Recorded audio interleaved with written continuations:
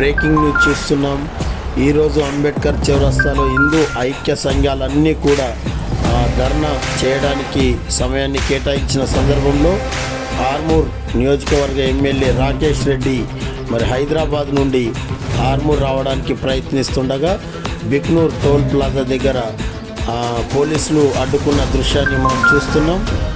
అక్కడ చాలా విషయాలు కూడా రాకేష్ రెడ్డి నేను ఖచ్చితంగా ఆర్మూర్కి వెళ్ళాలి, నా కాన్స్టెన్సీ అని చెప్పడంతో కూడా అడ్డుకున్న పోలీసులు దీంతో ఉద్రిక్తతకు దారి తీసే అవకాశం ఉందని పోలీసులు అనుమానిస్తున్నారు.